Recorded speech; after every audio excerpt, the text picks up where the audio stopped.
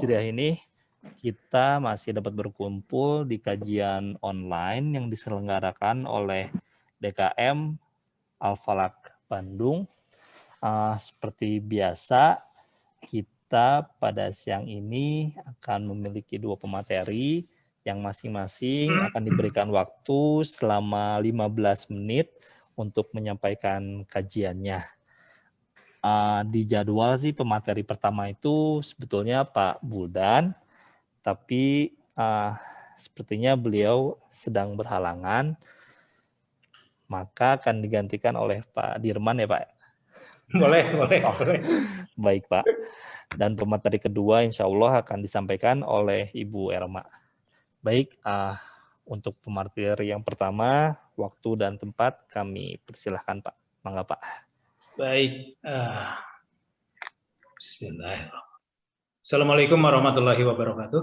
Waalaikumsalam. Mudah-mudahan suara saya terdengar jelas ya. Jelas Pak. Jelas Pak. Bismillahirrahmanirrahim. Alhamdulillahirabbil alamin.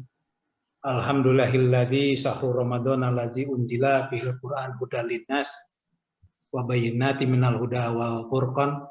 Asyhadu an la ilaha illallah wahdahu la syarikalah wa asyhadu anna Muhammadan abduhu wa rasuluhu alladzi la nabiyya ba'dah. Qala Allah ta'ala fil kitabil karim, a'udzu billahi minasyaitonir rajim. Bismillahirrahmanirrahim. Wasta'inu bisabri wassholah wa innaha lakabiratun illa 'alal khashiin alladzina yaduhuna annahum mullaqu rabbihim wa annahum ilaihi raji'un. Al-ayah bil makna wallahu alam bimuradi. Rabbis rohri sodri wa yasirli amri wa datan milisani yafqahu qauli. Alhamdulillah rabbil alamin, bapak-bapak, ibu-ibu, jamaah kultum Masjid Al-Falak yang insya Allah sama-sama mengharapkan ridho Allah.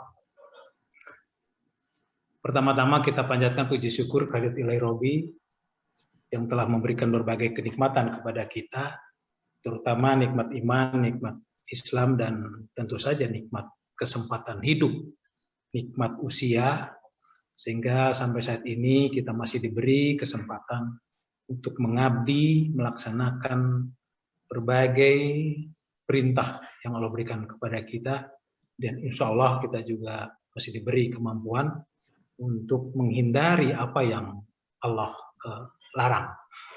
Bapak-bapak, ibu-ibu, mohon maaf barangkali mungkin materinya yang saya ingat saat ini saja. Bapak-bapak, ibu-ibu, saya teringat yang ayat atau surah yang waktu pertama, kultum pertama diselenggarakan, yang Pak Deputi, Pak Halim, beliau menyampaikan surah Az-Zariyat ayat 56 kalau nggak salah. Auzubillahiminasyaitonirrajim, bismillahirrahmanirrahim, wa ma khalaqtul jinna wal insa illa liya'budun. Yang artinya demikian, dan tidaklah aku ciptakan jin dan manusia kecuali untuk beribadah dan mengabdi dan patuh kepadaku. Menurut saya ini adalah basis filosofi terkait dengan masalah hakikat eksistensi kita berada di dunia ini. Kita diciptakan oleh Allah Subhanahu wa Ta'ala. Setidaknya ada dua hakikat kenapa kita diciptakan. Yang pertama adalah sebagai hamba untuk mengabdi, yang kedua adalah sebagai khalifah. Khalifah itu pemahaman umumnya atau arti umumnya adalah meneruskan, artinya meneruskan. Di bahasa Arab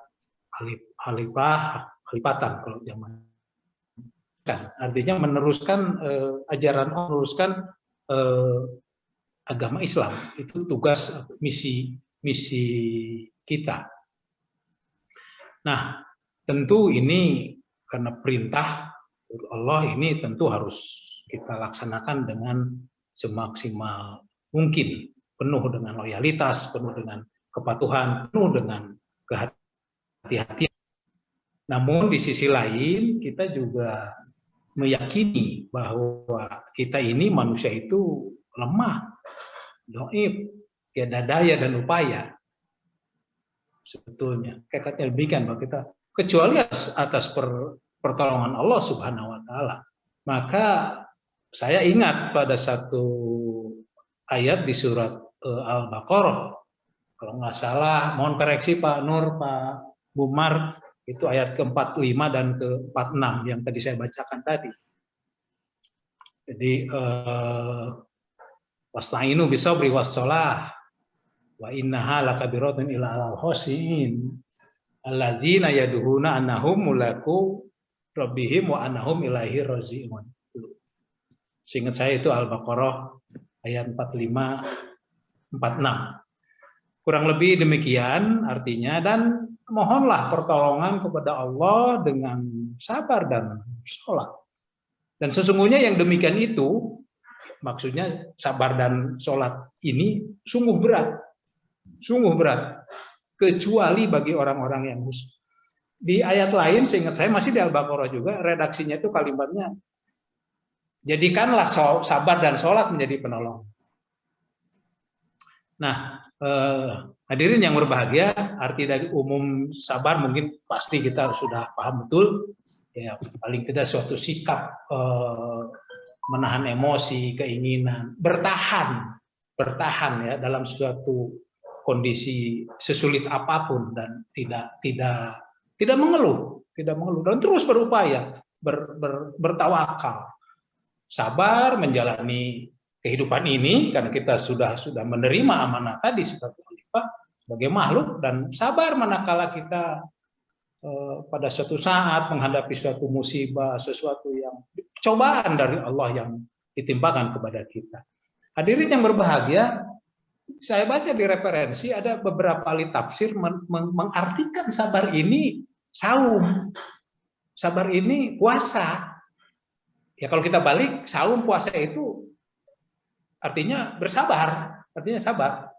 Nah, tadi ada dua keyword kunci utama, sabar dan sholat, yang jadi penolong kita.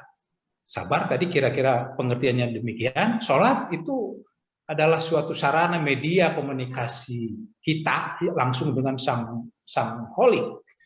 Dalam sholat kita meyakini dari mulai kita melaksanakan sholat, dari mulai takbiratul ihram sampai salam, di situ terkandung yang saya rasakan itu pengakuan, janji, komitmen, dan doa dan harapan yang kita sampaikan kepada Allah.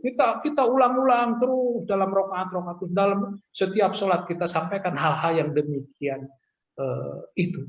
Nah, sabar dan sholat itu berat, kata Allah. Ini Allah yang menyatakan sabar. Sesungguhnya sabar dan sholat itu berat, kecuali bagi orang-orang yang khusyuk. Khusyuk tadi dijelaskan dalam ayat berikutnya yang di ayat 46 itu, yaitu kecuali orang-orang yang alladzina yaduhuna, orang-orang yang meyakini kekuasaan Allah, meyakini bahwa kita ini akan dikembalikan ke Sang Pencipta, meyakini bahwa Allah akan membalas semua perbuatan amal kita, ya, baik amal baik maupun yang buruk. Segala amalia kita akan diperhitungkan nanti pada yaumil hisab. Nah, itu khusyuk. Jadi meyakini betul, sehingga dengan khusyuk ini insya Allah kita hal yang berat tadi, ya, cara-cara kita melaksanakan untuk mendapat pertolongan Allah itu insya Allah diringankan oleh Allah Subhanahu wa taala. Karena kita makhluknya, ciptaannya, maka Allah sangat paham, sangat mengetahui kondisi manusia. Allah memberikan tuntunan, panduan bagaimana untuk menjadi kita jadi khalifah yang baik melaksanakan amanah. Nabi Muhammad Shallallahu Alaihi Wasallam, Rasul kita, junjungan kita, panutan kita, telah memberi contoh pula untuk meneguhkan ketawakalan, keistiqomahan kita. Ya, selalu berdoa. Kita sudah hafal betul. Hasbunallah wa ni'mal wakil, ni'mal maula wa ni'man nasir, la haula wala quwata illa billah. Saya pribadi sangat tertarik ketika dihubungkan hal doa ini dengan ketika kita mendengar lafaz azan yang dikumandangkan oleh para muazin. Saya dari ketika lafaz Allahu Akbar sampai dengan lafaz asyhadu anna Muhammadar Rasulullah, kita disunahkan untuk mengikuti lafaz itu. Mengikuti lafaz itu. Contoh seperti Allahu Akbar, Allahu Akbar. Kita disunatkan dalam hati kita ataupun dengan suara lembut kita mengikuti Allahu Akbar, Allahu Akbar. Ketika lafaz asyhadu an la ilaha illallah, kita juga mengikuti. Kemudian asyhadu Muhammad Rasulullah. Tapi manakala ketika lafaz masuk kepada lafaz hayya 'alas shalah, mari kita mendirikan sholat. Mari kita menegakkan sholat. Mari kita menunaikan ibadah sholat. Jawabannya, kita tidak mengikuti lafaz tadi, tapi kita malah berdoa. Disunatkan berdoa. La haula wala quwata illa billah. Ketika lafaz hayya 'alal falah, mari kita meraih kemenangan, mari kita raih kebahagiaan, mari kita raih keberuntungan, sama kita disunahkan berdoa, mengikuti lafaz itu la haula wala quwata illa billah. Ketika waktu subuh ada tambahan sholat itu adalah pemuadzin mengumandangkan as-shalatu khairum minan naum. Kita juga berat untuk bisa, makanya sholat subuh itu dianggap salah satu sholat yang paling berat, maka kita berdoa begitu muadzin mengumandangkan itu. Saya pribadi selalu mencermati hal demikian, masya Allah. Nah, ketika kita memasuki lafaz tadi Allahu Akbar kembali dan lafaz tauhid, kita ikuti lafaz. Jadi hadirin yang berbahagia, mudah-mudahan Allah senantiasa memberikan petunjuk, pertolongan, perlindungan kepada kita semua dalam melaksanakan segala perintahnya, melaksanakan tugas kita sebagai khalifah yang jelas-jelas Allah amanatkan tertuang dalam Al-Quran. Demikian hadirin yang berbahagia, dan kita juga mudah-mudahan dikembalikan kepada Sang Pencipta dalam keadaan husnul khotimah, dalam keadaan muslim, dalam keadaan berserah diri, dalam keadaan seorang muttaqi. Nah, alhamdulillah saat ini pada saum makom kita yang akan kita capai, insya Allah mudah-mudahan kita mencapai makom kualitas sebagai seorang yang muttaqi. Bapak-bapak, ibu-ibu, mohon maaf kiranya hanya itu yang bisa saya sampaikan. Mohon maaf, mungkin materinya terlalu sederhana atau mungkin yang diingat di memori ingatan saya. Ya, walaupun demikian mudah-mudahan ada guna dan manfaatnya, khusus bagi saya pribadi, umumnya bagi hadirin sekalian. Saya tutup, billahi taufik wal hidayah. Assalamualaikum warahmatullahi wabarakatuh. Waalaikumsalam warahmatullahi wabarakatuh. Ya, kami ucapkan terima kasih banyak kepada Pak Dirman yang telah menjadi pemateri dadakan pada siang ini. Walaupun dadakan, tetapi materinya sungguh ya luar biasa buat kita semua. Puntennya saya nak. Punten Ibu Maria, aduh. Sami-sami. Baik, selanjutnya pemateri yang kedua yaitu Ibu Erma. Waktu dan tempat kami persilahkan. Ya, terima kasih banyak Pak Zulfi dan juga Bapak Ibu semuanya yang sudah hadir di kesempatan kali ini ya. Sudah lama juga saya tidak berkomunikasi dengan Bapak Ibu semuanya. Ya, bismillahirrahmanirrahim. Assalamualaikum warahmatullahi wabarakatuh. Waalaikumsalam warahmatullahi wabarakatuh. Alhamdulillah ya, alhamdulillahilladzi arsala rasulahu bil huda wa dinil haqqi liyudhhirahu 'ala dini kullihi wa kafa billahi syahida. Asyhadu an la ilaha illallah wa asyhadu anna Muhammadan abduhu wa rasuluhu. Allahumma shalli ala Muhammad wa ala alihi washabihi wasallam, amma ba'du. Saya nggak tahu mau kultum apa ini. Kayaknya Pak Dirman tadi sudah, walaupun dadakan, bukan cuma tahu ya Pak ya, dadakan ternyata.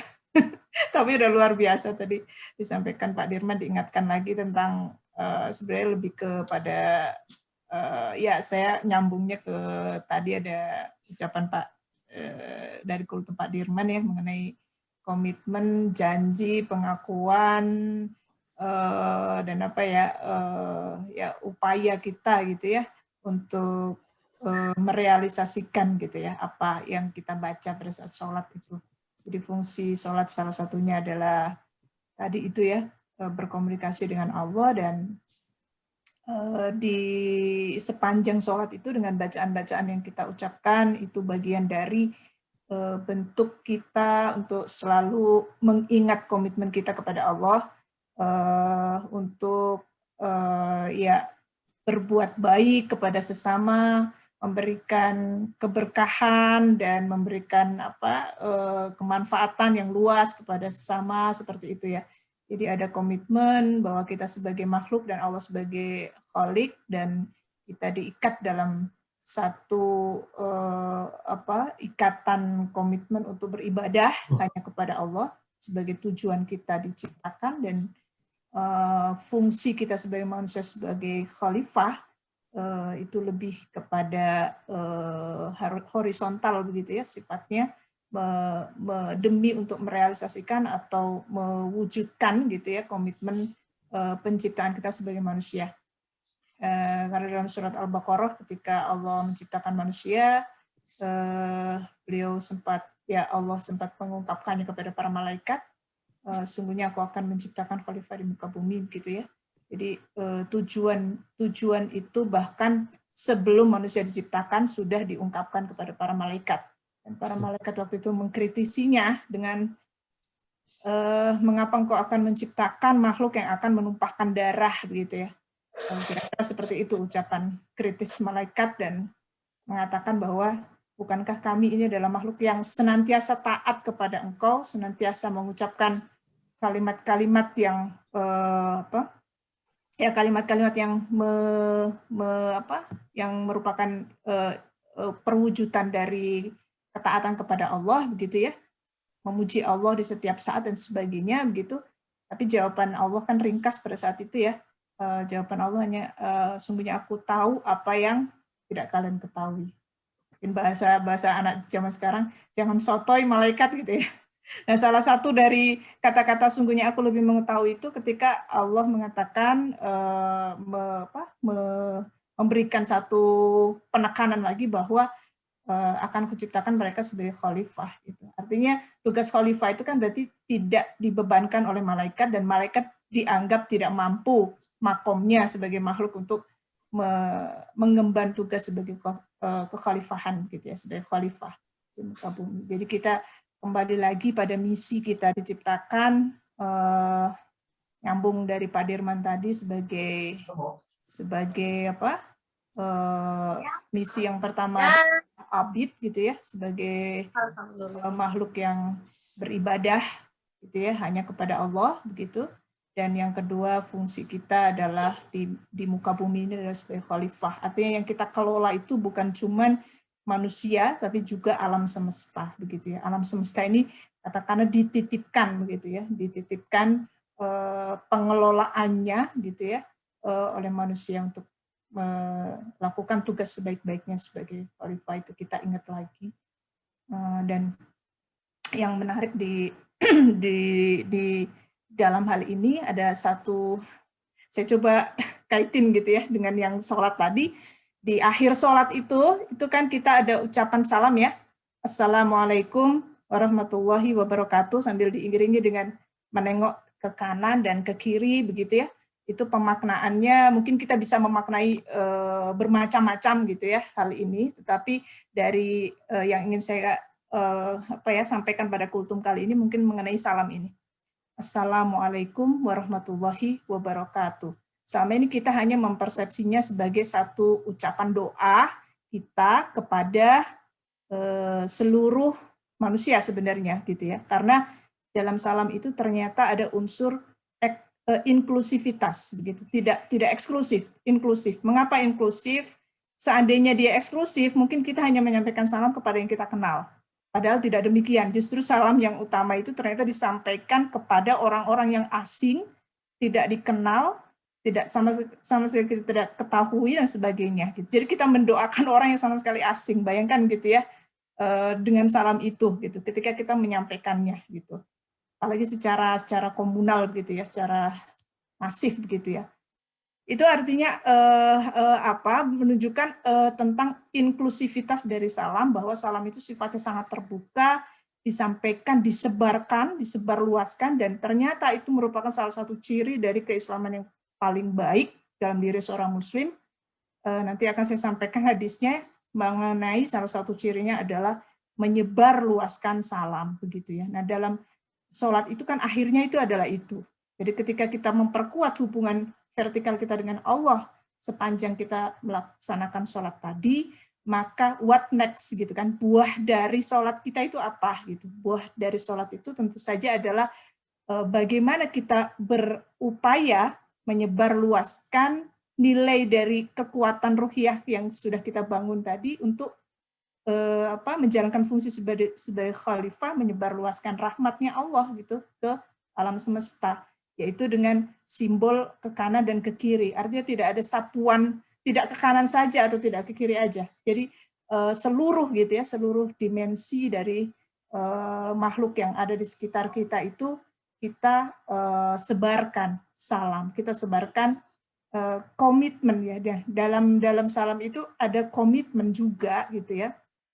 Tidak hanya sekedar ucapan doa gitu ya, tapi di situ ada kata komitmen bahwa kita sebagai makhluk Allah berusaha atau berjanji begitu ya, berjanji, berkomitmen untuk memberikan keselamatan gitu ya, memberikan keselamatan, menjamin bahkan gitu dalam tanda kutip gitu ya, menjamin keselamatan, menjamin kebaikan begitu ya.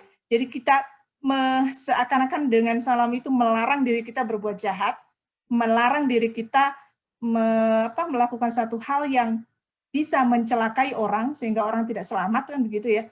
Jadi ada kata-kata mengandung bahwa kita berkomitmen untuk menyebarluaskan keselamatan gitu ya, keselamatan kepada seluruh makhluk begitu. Assalamualaikum warahmatullahi, dan kita berusaha untuk rahmat Allah ini bagaimana agar bisa tersebar secara luas gitu ya. Memang rahmat Allah itu kan sifatnya semuanya semuanya dapat gitu ya, semuanya dijamin akan mendapatkan rahmat Allah gitu. Karena itu bagian dari sunatullah gitu ya. Bahkan binatang-binatang atau seluruhnya orang kafir dan sebagainya semuanya mendapatkan rahmat Allah gitu kan. Tetapi kemudian di situ ada kata-kata warahmatullahi wabarakatuh gitu. Jadi ada kata-kata berkah. Jadi tidak hanya rahmat Allah yang meliputi seluruhnya, tetapi juga bagaimana supaya rahmat ini menjadi berkah. Karena kalau sudah menjadi berkah berarti situ kan ada nilai kebaikan, dan kebaikannya itu, kemanfaatannya itu harus diridhoi oleh Allah. Nah, itu yang menjadi satu hal yang manusia yang mengucapkan itu harus mengupayakan itu gitu. Jadi tidak hanya bahwa Allah pasti memberkahi semua ya, tergantung juga dari kita gitu ya. Jadi itu di persepsi kalimat itu juga, kata-kata itu warahmatullahi wabarakatuh itu sebagai upaya aktif gitu ya, kata aktif dari manusia sebagai subjek untuk mengubah rahmat Allah tadi gitu ya menjadi keberkahan begitu ya buat sekelilingnya. Itu adalah janji yang sangat kuat gitu ya menurut saya. Komitmen seorang muslim yang sangat kuat dalam kata salam yang dia sebarkan begitu. Jadi dia juga di situ dia mendoakan, tapi juga sekaligus dia berkomitmen memberikan janjinya gitu ya kepada seluruh muslim dan juga seluruh manusia gitu ya, dan seluruh makhluk di alam ini untuk untuk terhindar gitu ya, agar terhindar dari upaya atau tindakannya yang bisa menimbulkan ketidakselamatan, mencelakai, kejahatannya gitu ya. Jadi dia di situ komitmen untuk tidak berlaku jahat begitu ya. Dan sebaliknya dia akan mengupayakan segala cara supaya rahmat Allah yang tersebar luas di alam semesta itu berubah menjadi keberkahan. Nah, ini kan sebenarnya pemahaman yang sangat luas. Kalau kita bahas keberkahan dalam konteks negara misalnya, mengapa di dalam Quran itu ada terminologinya tidak hanya baldatun gitu kan, tapi juga toyib gitu, toyibatun. Jadi kalau hanya tujuan kita bernegara itu hanya makmur dan sejahtera gitu ya, itu cukup baldatun aja gitu. Tapi ternyata dalam Quran itu tidak gitu, tidak cukup. Jadi sebuah negara yang dikatakan ukurannya itu ukurannya itu negara yang baik gitu ya menurut Allah gitu ya, itu harus mengandung 3 unsur tadi, baldatun, toyibatun, warobun, ghafur. Baldatun berarti ukuran, kalau kita lihat parameternya kan berarti perekonomian. atau kecanggihan teknologi, kecanggihan peradaban, kemajuan materialistik begitu ya, yang dicapai gitu, sehingga negara itu punya PDB yang tinggi begitu ya, dan hal-hal yang ukurannya adalah ekonomi lah gitu ya, ekonomi global. Itu baldatun. Tapi ternyata tidak cukup, dia harus toyibatun. Toyibatun berarti kan ada unsur kebaikan yang dijaga oleh negara itu. Jadi negara itu tidak melakukan hal-hal yang bisa merusak, bisa ujungnya mengeksploitasi dan merusak alam, bisa melakukan hal-hal kebijakan yang melanggar atau tidak sesuai dengan syariat begitu ya. Karena kan konsep pernikahan, konsep-konsep seperti itu memang langsung berasal dari Allah gitu ya. Nah, seperti itu. Jadi syariat ini kan konsep yang dari Allah langsung begitu ya. Nah, dalam toyibatun itu juga mengandung unsur bahwa negara itu harus negara yang baik juga gitu. Tidak melakukan hal-hal yang membiarkan kemungkaran merajalela dan sebagainya gitu. Jadi tidak hanya ukurannya itu adalah ekonomi, tapi juga bagaimana negara itu berada dalam kerangka menjaga martabat kemanusiaan secara umum dengan menjamin gitu ya, menjamin penghuni-penghuninya itu adalah orang-orang yang juga bertakwa kepada Allah gitu. Itu yang berat gitu kan. Dan apabila itu sudah dilakukan oleh sebuah dalam konteks negara begitu ya, pemerintah dan rakyat bekerja sama untuk mewujudkannya, maka pasti ada salah-salahnya juga gitu kan, pasti ada celah-celahnya. Karena itu kita selalu minta warobun ghafur. Jadi upaya seluruhnya yang dikerahkan itu yang kemungkinan ada salah interpretasi, salah-salah sedikit begitu ya, kita memohon kepada Allah mudah-mudahan negara ini diampuni begitu kan, atau rakyat diampuni, pemerintah diampuni. Tetapi kalau kita nggak negara ini untuk upaya baldatun aja udah kocar-kacir gitu ya, apalagi yang toyibatun gitu kan, itu kan ya gimana kita mau dikasih warobun ghafur gitu. Jadi intinya bahwa pentingnya gitu ya, kembali kepada yang definisi salam tadi dalam konteks yang luas seperti negara, itu menjamin keselamatan, menjamin penghuninya menjadi orang-orang yang beriman, bertakwa, itu kan suatu PR yang ya mestinya itu menjadi satu dasar atau satu konsep yang semua dasar kebijakan berasal dari konsep tersebut begitu ya. Walaupun sangat sederhana, sangat simpel, tapi maknanya bisa sangat luas begitu. Saya kira itu mengenai kultum yang saya sampaikan. Barangkali ya ada beberapa ini seperti yang tadi saya janjikan ya. Jadi di dalam Al-Quran itu kata salam ini ada di surat An-Nur ya. Ya ayyuhalladzina amanu la tadkhulu buyutan ghairu buyutikum hatta tasta'nisu wa tusallimu ala ahliha. Jadi jangan kalian masuk rumah yang bukan rumah kalian sebelum kalian minta izin dan memberi salam kepada penghuninya. Nah, memberi salam ini kan juga ada makna yang lain selain kata-kata salamnya saja begitu ya, tapi bahwa itu ada komitmen untuk menjamin kita tidak berbuat jahat kepada penghuninya. Kita memberikan perlindungan secara utuh kepada penghuninya dan seterusnya begitu ya. Seperti itu. Kemudian ya dari Abdullah bin Amr, dia berkata ada seorang yang bertanya kepada Nabi, Islam apa yang paling baik? Begitu ya. Dan Nabi menjawab, kamu memberi makan, kamu mengucapkan salam kepada orang yang kamu kenal dan tidak kamu kenal gitu ya. Jadi ini yang saya katakan tadi bahwa ucapan salam itu menjadi salah satu ciri bagi Islam yang paling baik. Ya karena memang kita mempersepsi atau memahami, memaknai gitu ya, berusaha menyelami bahwa salam itu tidak hanya sekedar kata-kata ucapan saja begitu ya, tapi lebih dari itu dia mengandung suatu komitmen yang membuktikan keislaman seseorang gitu ya. Tingkat keislaman seseorang, kebaikan, level keislaman dari seseorang seperti itu. Kemudian termasuk juga dalam salah satu dari 7 yang diperintahkan ya dalam salah satu hadis Nabi.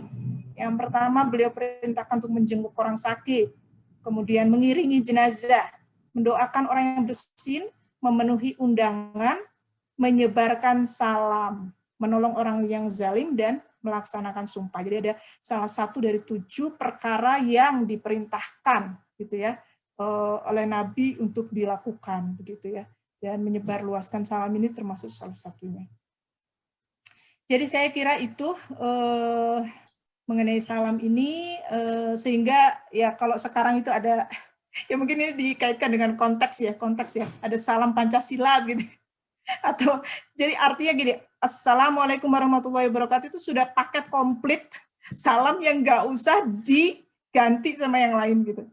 Nggak bisa diganti selamat pagi, selamat siang, selamat sore, terus atau di Indonesiain jadi apa? Salam sejahtera untuk kita sebut juga nggak bisa gitu. Jadi kalau kita Muslim ya udah gitu, di event apapun ucapkan aja salam gitu. Kan maksudnya gini, kan kita Muslim ya, dan kita sudah punya patokan salam itu seperti itu. Jadi kita nggak perlu mengubah-ubah diri kita menjadi yang lain begitu ya. Kalau sekarang kan paket kompletnya begitu ya di apa, standar ucapan salam itu sampai Om Swastiastu juga kita ucapin gitu. Tapi kan maksudnya buat apa gitu? Kenapa kita harus meniru-niru ucapan salam orang lain, maksud saya begitu ya. Padahal kita sudah ada satu panduan yang sudah kita yakini, dan jadilah orang yang menyebar luaskan salam itu baik secara formal maupun non formal dengan jati diri kita dari seorang Muslim gitu. Kalau dia Kristen dan dia mengucapkan salamnya ini silakan gitu loh, silakan. Kita juga nggak memaksa dia harus ini juga gitu ya. Kita nggak memaksa juga orang yang di luar Muslim. Tapi sebagai seorang Muslim saya kira Assalamualaikum warahmatullahi wabarakatuh sudah tidak perlu diganti-ganti. Apalagi saya ada salam Pancasila gitu kan, maksud saya. Jadi nggak perlu diubah, mentang-mentang kita orang Indonesia harus ganti nih gitu kan, supaya emang Indonesia ya nggak perlu gitu menurut saya gitu sih. Ya, itu sebagai ini aja, refleksi kondisi sekarang. Ya saya kira itu aja. Terima kasih. Wabillahi taufiq wal hidayah. Al-haqqu min rabbika, kebenaran datang dari Allah, dan seluruh hal yang salah pasti dari saya sendiri. Yang lemah dan penuh dengan dosa dan kesalahan. Saya akhiri. Assalamualaikum warahmatullahi wabarakatuh. Terima kasih. Waalaikumsalam warahmatullahi wabarakatuh. Terima kasih Bu Erma. Ya,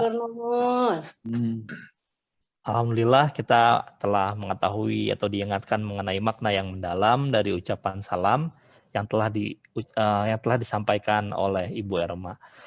Demikian kajian yang disampaikan pada siang ini, semoga dapat bermanfaat dan menjadi amal ibadah bagi kita semua. Amin. Amin ya rabbal alamin. Kami ucapkan khususnya juga terima kasih kepada pemateri, semoga menjadi amal ibadah tersendiri di sisi Allah Subhanahu wa taala. Lebih dan kurangnya dari penyelenggara dari DKM Al-Falaq mohon dimaafkan. Kita akhiri acara ini dengan doa kafaratul majelis. Subhanakallahumma wa bihamdika asyhadu an la ilaha illa anta astaghfiruka wa atubu ilaik. Assalamualaikum warahmatullahi wabarakatuh.